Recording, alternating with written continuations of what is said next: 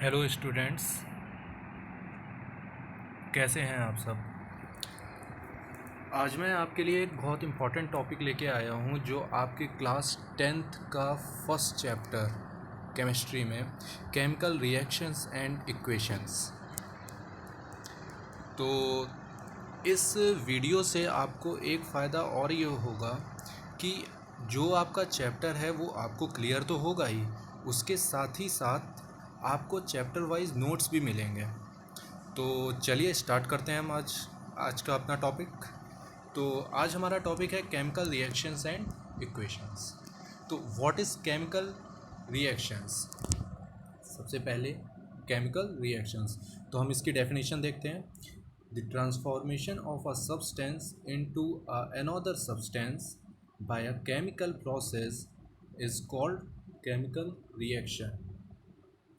So what is chemical reaction. किसी एक substance का दूसरे सब्सटेंस में कन्वर्ट हो जाना किसी केमिकल प्रोसेस के थ्रू, तो इस प्रोसेस को हम लोग बोलते हैं chemical reaction. For example rusting of iron, setting of milk into curd, means iron में, लोहे में जंग लग जाना, या फिर मिल्क का, दूध का दही में कन्वर्ट होना। दोनों ही कैसी प्रोसेस हैं, केमिकल प्रोसेस हैं। ओके, तो this is example of chemical reaction. In a chemical reaction a new substance is form. अगर हम ऊपर के एग्जांपल में देखें तो हम देखेंगे when milk into curd a new substance is formed.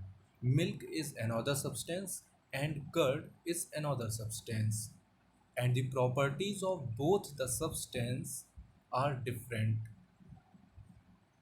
Milk have milk have other properties and curd has other properties.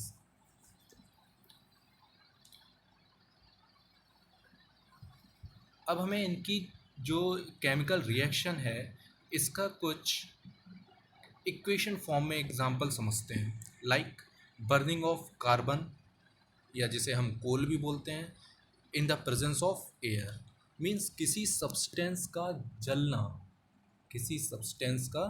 जलना एयर की प्रेजेंस में, ये भी एक केमिकल रिएक्शन है। सो कार्बन का ऑक्सीजन की प्रेजेंस में बर्न होना means when carbon reacts with oxygen, और जब कार्बन ऑक्सीजन के साथ रिएक्शन करती है तो कार्बन डाई ऑक्साइड बनाती है। तो हमने इक्वेशन में लिख रखा है carbon plus oxygen gives carbon dioxide. एक चीज़ बच्चों और ध्यान रखिएगा, केमिकल रिएक्शन में जो सब्सटेंस आपस में रिएक्शन करते हैं उनको हम रिएक्टेंट्स बोलते हैं, और जो सब्सटेंस बनता है वो प्रोडक्ट होता है। जैसे इस एग्जांपल में कार्बन एंड ऑक्सीजन ने आपस में रिएक्शन करी है तो ये रिएक्टेंट्स हैं, and CO2 carbon dioxide is product, ये प्रोडक्ट है। इससे पहले हमने पढ़ रखा था chemical change and physical change. So what is chemical change.